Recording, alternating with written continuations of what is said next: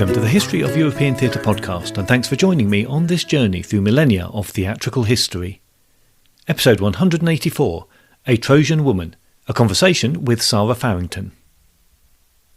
Today's guest episode is part of my summer run of guest episodes and feels very special as rather than talking about a long-dead playwright, I got to talk to a living one.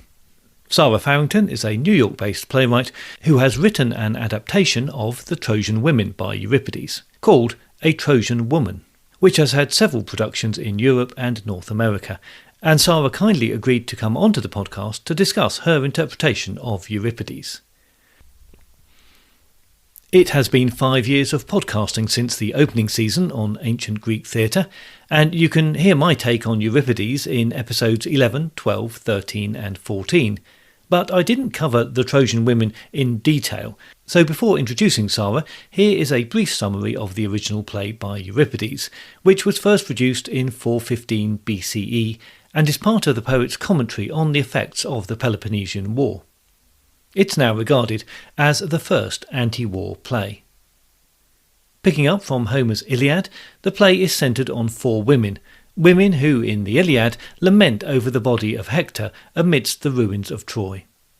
With the Trojans defeated and many of their men dead, the women have only Athenian slavery to look forward to. The play opens with Athena and Poseidon planning how they will punish the Greek armies for the way that they condoned the rape of Cassandra by Ajax. In the ruins of Troy, Queen Hecuba is told that she is to become Odysseus's slave, and she tries to kill herself in the burning city as she remembers Troy's glorious past, but she fails. Cassandra, Hecuba's daughter, who is cursed with the power to make prophecies that no one will believe, is to be taken by Agamemnon, who plans to take her as a wife. She foresees that this will result in a disaster for him, and that he will be killed by his wife, Clytemnestra. She also predicts the fate of Odysseus, but as usual, she's not believed. Andromache, Hector's widow, waits as her son is to be thrown to his death from the city walls, before she becomes the slave of Achilles' son. Helen is also waiting with the women, but they can hardly bring themselves to speak to her. When her husband Menelaus arrives, he too struggles to converse with her, but manages to tell her that he will take her back to Sparta, but only to have her tried and executed as an example to the people. Helen tries to shift the blame for the destruction of Troy to anybody but herself, including the goddess Athena, and she and Hecuba engage in a long debate where Hecuba pictures herself as Troy's grandmother, lamenting generations of her family. A Greek herald brings the body of Andromache's son to the women. His burial is Hecuba's last act before the women are taken away with their new masters. Sara Farrington is a New York-based playwright and co-founder of Foxy Films Theatre. Her plays include Mickey and Sage, Leisure, Labour, Lust, A Trojan Woman, CasablancaBox, which was nominated for 2 Drama Desk Awards, and The Rise and Fall of Miles and Milo, which won the award for Outstanding Playwriting at FringeNYC. She also works as a script supervisor and costume designer. I spoke to Sara over a Zoom call from her home in New Jersey. You wrote A Trojan Woman as a commission for the Inter-Balkan Festival of Ancient Drama, which is held in Athens, but I believe that you were given free rein on which play to adapt. So what was it about this particular Euripides play that attracted you? Well, I've mentioned this before. When I was an actor, I did a sort of a staged workshop of a new translation of, this is 22 years ago, of The Trojan Women. And I remember at the time, I didn't understand it at all. I just was like, it felt like introductions of very famous female characters, and all they really were doing was talking about their pain and suffering, and then nothing happened. There's the death of the child at the end. He doesn't die on stage, obviously, and that was it, and that was the end of the story. And I remember just doing the role, and I think it was Cassandra. I keep vacillating on who I was, but I believe I remember being Cassandra. It was just so long ago, and I remember going, I have no idea what I'm saying, because it was filled with ancient Greek references and locations and references to stories and references to journeys, and I didn't understand it, nor did I understand why Euripides had structured it that way. So in receiving this commission, which was a great gift, my director Megan Finn said I could. Well, the festival had said any Greek tragedy that you want, and that's an enormous gift for someone like me. And because I like an impossible task, I was like, well, why don't I discover? I'm curious as to why I don't understand the Trojan Women, and so I went with that one. I also went with that one because it's all female characters except for the messenger, Talthybius. And the baby is a child too, a boy too. And I think he vacillates between being a baby and sometimes he's a teenager. I sort of created this boy as the age of my son at the time, who was 7 at the time. So yeah, I went with the Trojan Women because I really was curious as to why I felt so ignorant about it and why I didn't understand it. And in working on it and marinating in different translations and different versions, I watched movies. I actually watched like amateur productions on YouTube. I really wanted to understand it. I started to see that it is a protest play, and it is the bravest act of protest at the time that Euripides could have done. Because I'm sure I don't know if you know, but they were in the middle of the Peloponnesian War at the time. And Athens had just invaded this tiny, peaceful island called Melos, Melos, and they killed all the men and they enslaved all the women and children. Right. And he watched this just like we watch horror now. Obviously, information got to him much more slowly, but he was disgusted. And so he used the Trojan War as a parable, and the Trojan War had happened 1,000 years before his time. So he was talking about the ancient Greeks, basically. And he was saying, look what happened here. You guys know this story. This is what happened. It was just needless vanquishment. It was needless. It was awful. Look what you did here. Why are we doing it again? And he was sure that it would have an impact. And as far as I'm aware, it did not. But I loved that. And when I realized that that's what Euripides was doing, I had to do that too. I had to try to use that structure too. And ironically enough, every war and every time period fits perfectly into the structure of the Trojan Women. So that's why I chose that one in the end. Right. He's such an interesting playwright, isn't he? Because he's different from the other Greek playwrights and probably the least successful of them as far as we can tell. Yet the plays resonate perhaps even more than any others still now. I think, and I have a theory about this. Can I tell my theory? Absolutely. Please do. Well, Euripides only won the Dionysia 4 times. Yeah.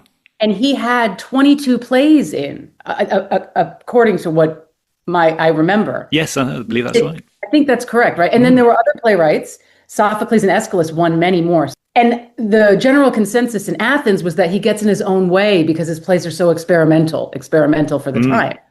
And the reason why they were viewed as experimental was because most of his characters were women, and most of the time he was diving into their psychology. Right. And that was sort of a new concept. Not that Aeschylus and Sophocles didn't get into their psychology, but never did they really get into the mind of a Medea. Like Medea's psychology is laid out. And I think that they were like, well, we don't really, obviously he was ahead of his time, but they didn't understand it at the time. And so I think that's why he would lose, Yeah. That's my theory. Was it important to your process to research and understand the history around the original play? Or is the message universal enough to actually, we don't need to know all of that to appreciate a more detailed understanding of it?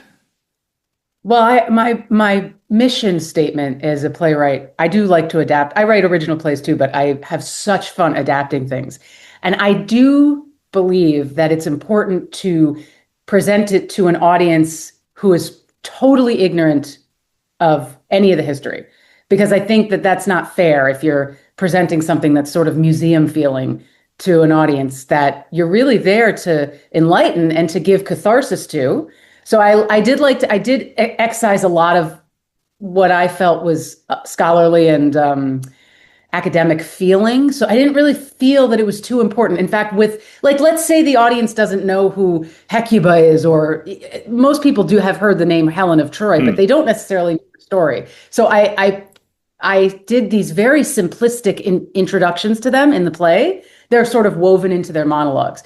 Where if you don't, and Cassandra, people know who Cassandra is. They know this prophetess who is never believed, which is the symbology of that is so amazing, especially for modern times. But if you don't know who she is or her story, I very much think it's important to inform the audience right then and there. So that's in there throughout. I really didn't want it to feel too academic. No, absolutely. You don't rely on the audience having read a program note or something on who's who. It's all there briefly, but it's there in the text. Yeah. I've heard you describe the original play as a pretty complex piece. I just wondered if you can just unpack that a little bit for us, if we haven't already covered that. I've been thinking about that. It's complex. However, when you look at the structure of it, really, all that happens, well, we have to have known that this is the next day after the Trojans are defeated.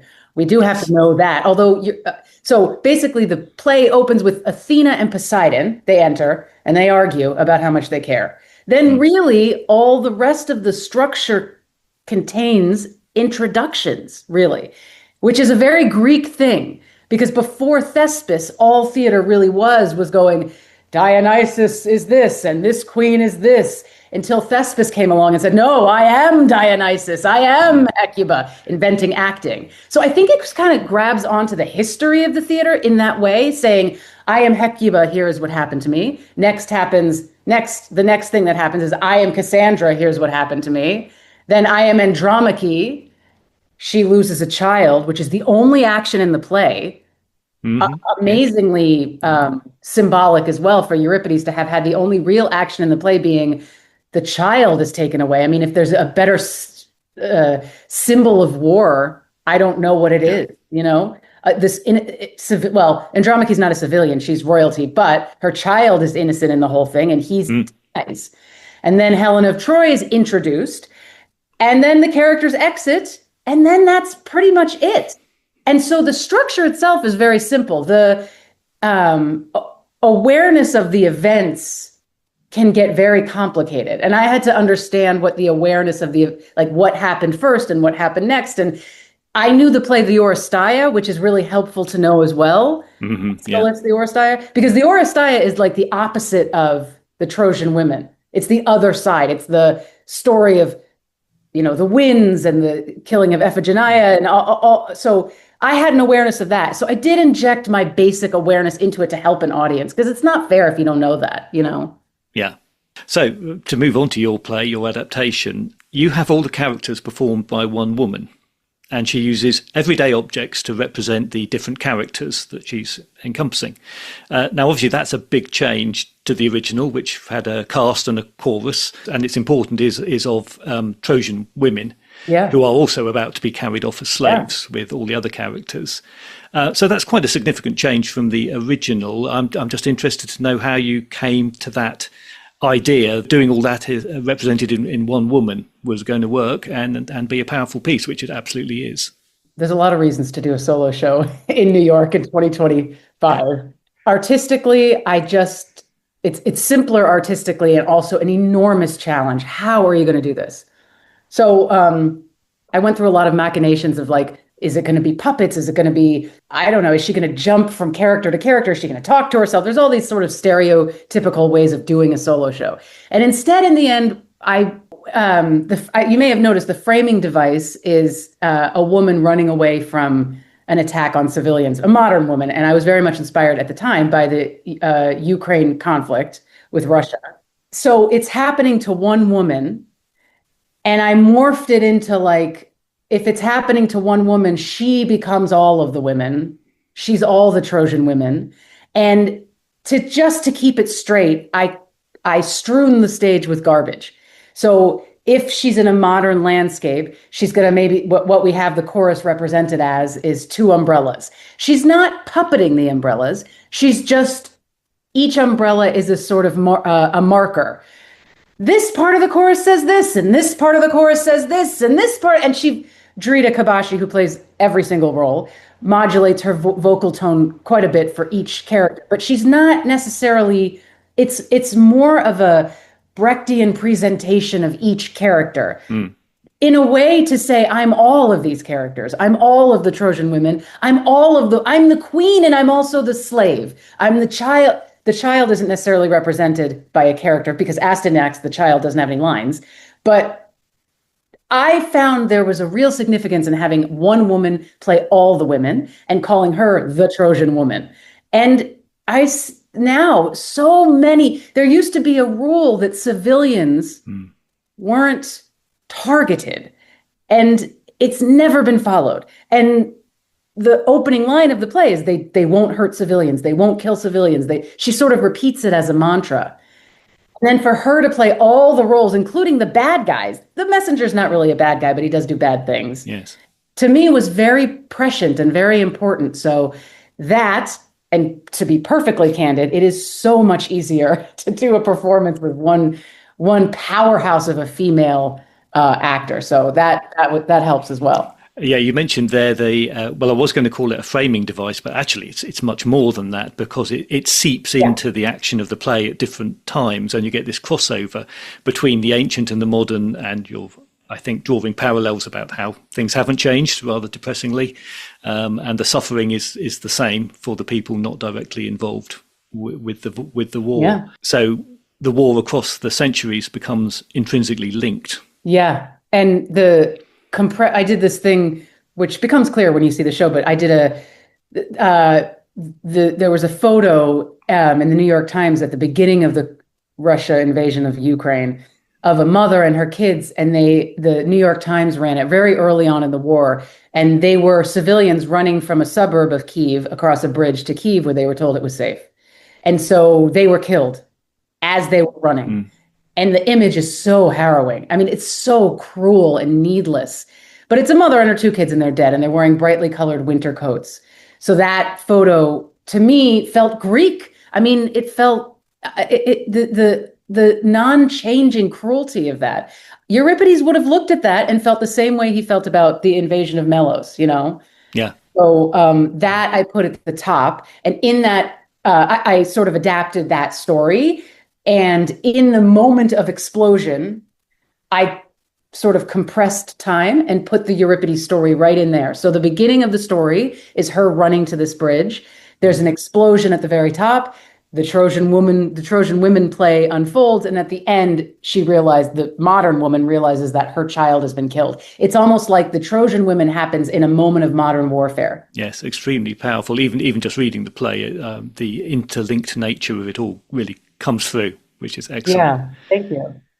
And it comes through each time. There are moments throughout the Euripides part where the modern moments pop through in a way that they peak in. But in the middle of all that, you have some quite comic moments as well. Comic in the script, not in the action necessarily. Things like the attitude of the gods, some of the casual comments that they really sound out of place in the context they're in, and some of the props are. I mean, Poseidon represented by a half-filled bottle of water is kind of comic in itself. And you do have particular fun with the character of the herald that you mentioned. Oh, he's the best. It's the most fun character. It reminded me very much of, I used a lot of concepts from the Judgment at Nuremberg for the messenger. Oh, right.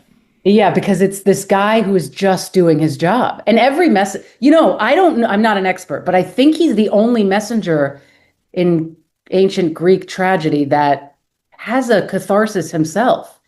And at the end, he realizes that what he's done is followed orders when he shouldn't have, But the reason why he's funny and the reason why I had fun with him is because I turned him into a customer service agent.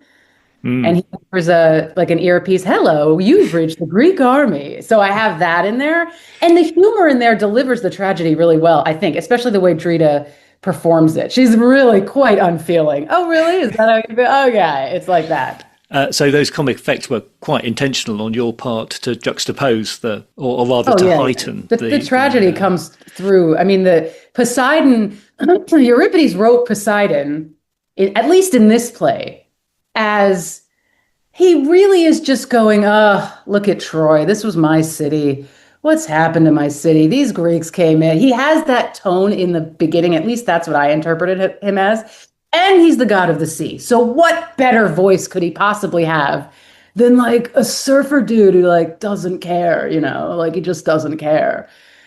So that made him funny, but it also made him very sad, because really that's a representation of the rich, in my opinion. Yeah. As I was reading through, I kept seeing a thread about the cost of inaction from those who aren't directly involved in the war, and in this herald particularly, as you were saying. And I think to include those who are just following orders, it's this culpability of the silent seems to be part of the message that you're trying to make us think about. Yeah, I mean, that's where I know you're fortunate enough to not be living in the United States right now, but we are in that right now. We are in, even if you yell and scream, it almost feels fruitless now. I think we're going to get through it, and we're going to get over it. And I think we've given our leaders enough rope to hang themselves with at this point. But not doing anything is, somebody at my work recently said he was neutral. And of course, my day job, and I was like, you can't be neutral, dude. You can't be neutral. If you're neutral, you're on the side of the oppressor. So I think neutrality, as many great leaders have said, but that silence is embodied so well in a towing the line messenger. And actually, I do think that Euripides depicted him that way originally. I think I don't know. I mean, I can't get into that man's mind very as much as I would like to, but I think he did create a man who was just following orders and realized the folly of his ways, and bears the guilt of that by the end, because he hands the body over to, at the end of the play, he has killed a child in the name of political ideology, really. And yes. a child, and Andromache, his mother, is, how can you do this? You're so threatened. The Greek army is so threatened by a child. He understands that, but he still has to do it. And then by the end, he hands this child's body on his father's shield. Basically, it's this beautiful moment, over to Hecuba, who's his grandmother. And he says he's sorry, and he washed the body himself. And it's chilling, because Euripides is like, well, the messenger didn't need to wash the body himself, but yeah, it's a beautiful moment at the end. Yeah. And as you say, he's had this moment of revelation himself, where he's realizing actually he is part of the problem. He's culpable. And what can he do, though? It's his job. He says, sometimes I can't remember what was in the original Euripides and what I generated, but in my version, he says he has 2 children. Yes. And I wrote this now going on I originally wrote it 2 years ago, and I'm wondering, did Euripides say that the messenger had 2 children, or did I invent that? I think he may have said that, in which case, how can I argue that? He's got to do his job, Obviously he shouldn't have, but that's his argument. He has a family too. And then if this all isn't harrowing enough, we then get to the final speech of your play. Yeah. Which, even just reading it, I found very moving, because the sense of loss and futility in it, I could pull off the page reading it, and I'm sure in performance that comes across even more. I would imagine rage, but perhaps rage with this underlying sense of impotence as well. Yeah, it's for those who haven't seen it, there's a speech at the end. It kills me. It kills me just to talk about, but it's a series of specifics that now, having the child's lost his life, he no longer gets to jump on a trampoline. No more parties, no more cool hair gel, no more dances, no more college, no late night phone calls, no laughter. And it goes on and on. It's just a no, no, no, no, no, no. And the beauty of that speech is that it are those pedestrian specifics. And we're talking about a play about civilians. We're talking about very civilian, everyday things that this child is robbed of. It gives me chills just to think about it. And I will say, in all transparency, I borrowed that structure from, there's a American choreographer, avant-garde choreographer. She's still alive. I think she's in her 90s, Yvonne Rainier. And she wrote a manifesto called the No Manifesto, where she talks about all the things that should not be included in theater. There should be no costumes. There should be no spectacle. There should be no publicity, no marketing. And it goes on, and I was very angry. And I love it. It's one of my favorite manifestos. Very simple. And it's always in my brain. Because sometimes I'm like, well, I agree with Yvonne there, but she really leaves you with very little to work with. So I took that structure and built this monologue about losing, what it would mean to lose your child, and what it means to the child, all the things the child is robbed of. We have a big problem with guns in this country. It's unspeakable. So many children are killed. they've lost all of this, so that was very present in my mind too. So there have been several productions of the play since you wrote it, the one in Greece we mentioned, and I know in Northern Ireland and London, and it's as we're speaking, it's about to be put on in America. So have you seen different reactions to it in different places?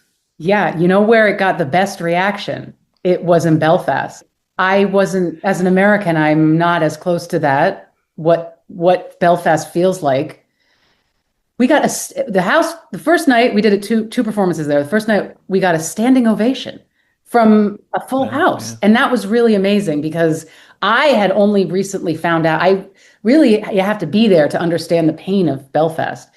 But they loved it. And the more I thought about it, the more I was like, God, this even applies to Belfast. This play even applies to modern conflicts that aren't necessarily global wars, but it applies there too.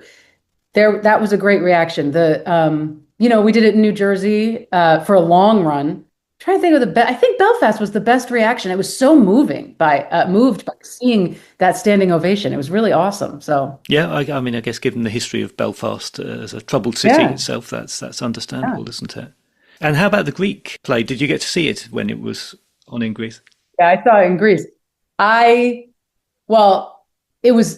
It was a crazy experience because they gave us an outdoor amphitheater of 1,000 capacity. So it was like... You are in Greece. I know. And it looked like, I don't know if you've seen the Delacorte in New York in Central Park, but it's a huge outdoor amphitheater.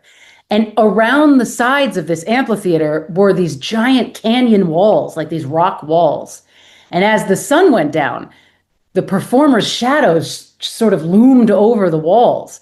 And our performer is doing Euripides in Athens, his hometown. And I'm watching these giant shadows looming over us. I'll never forget that visual. And it felt, I looked at that and I thought for a fleeting moment that's what their lives were. This sort of invisible looming magic all the time, the gods always over them, always looking down on them. So that performance was really mysterious and magical for me. We had about 600 Greek people came, and I was very nervous about that because they know the stories better than I do. Sure. Obviously, they've lived with them. They're sort of, in the same way that America knows its myths, its very young myths. The Greeks know their very old myths. And also, they all were Greek speakers, and we did this performance in English, and we had Greek subtitles. So for me, it was a little removed because I was like, I can't read that. And also, are they is this resonating? Is this the story? But our translator said that it really very much is the story. She said it went really well. So as far as the feedback went, I thought it was just awesome to see. I mean, I've never performed in front of an audience that big and also an audience that aware. So they seemed riveted. I hope they were. And there is one production as we speak today that's about to go on in Poughkeepsie. It's outside of New York. So when I say it hasn't been we haven't done the show in the city in New York City yet, but we are doing. It is opening tonight in Poughkeepsie at a amazing college called Vassar College. They have a theater there called Powerhouse Theater, and they've had so many amazing, well-known theater artists. It's such an honor to work there because a lot of well-known artists have come through there. Lin-Manuel Miranda's Hamilton, when it was called Hamilton Mixtape, came through there, and all these big people. And so I'm going through there, and it's very, it's very flattering. I'm honored to. But yeah, we're opening there tonight and then running for the weekend. And then after that, our producer, Carol Ostrow, is basically planning a U.S. tour of this. So it's an easy play to tour, and it does change hearts and minds, I think. It's one of those few plays where, because it's so ancient, people will listen to it, even if they are completely brainwashed Trump supporters, they'll still listen to it. Forgive my candidness there, but... well, that's great, and I wish you success with that. And if it ever comes back to London, I will certainly be there to have a look at it in the flesh. If anyone wants to keep in touch with what you're up to, I'm building my first musical, which is based on a document. I got the rights to adapt a documentary called "Lost Soul: The Doomed Journey of Richard Stanley's Island of Dr. Moreau," which is a movie that came out in 1996 with Marlon Brando and Val Kilmer. It's the worst movie ever made. The worst. I will argue this to the death. There's no worse movie than this movie. And there was a documentary made about how it got to be that bad. I'm adapting that with my husband, who's my directing partner, and David Van Tighem, who's our composer, into a musical. And I'm working diligently on this. That's my next project. And it's called Dr. Uncanny Presents Moreau 96. And it's very, very funny. Excellent. I shall keep my ears open to hear about that one. And if anyone does want to keep in touch with what you're up to, have you got some contact details you could give us? Sure. My website you can always find me at, which is ladyfarrington.com. I am so not a lady, but I was given that name in graduate school, ladyfarrington.com. And I have a Substack, which is sort of my inane opinions, and it's called Theater is Hard. It's on Substack. You don't even have to have an account to read it. It's just a series of op-eds that I write for that. Great. We will all find you there. My thanks to Sara for taking the time to talk to us. I've put links in the show notes for the contact details that Sara mentioned so that you can keep up to date with her activities and new productions of A Trojan Woman as they come along. I've also put links to the printed edition of A Trojan Woman, which is published by Broadway Play Publishing. Next time we will take a swerve to 18th century England as we get to hear all about the Shakespeare Ladies Club. In the meantime, if you haven't done so already, please join the Facebook page or group, or find the podcast on Instagram or Blue Sky to keep up to date with new episodes and other theatre-related things. If you do feel able to help out with the cost of running the podcast, then please head on over to Patreon, where you will find additional content for a small monthly fee or a one-off donation. You can also make a one-off show of support through Ko-fi.com. I look forward to your company next time, but if you have any comments or concerns in the meantime, you can contact me by email at thoetp@gmail.com or through the website, where you can leave me a voice message by clicking on the microphone icon, or you can write to me on the contact page. That's all at www.thehistoryofeuropeantheatre.com.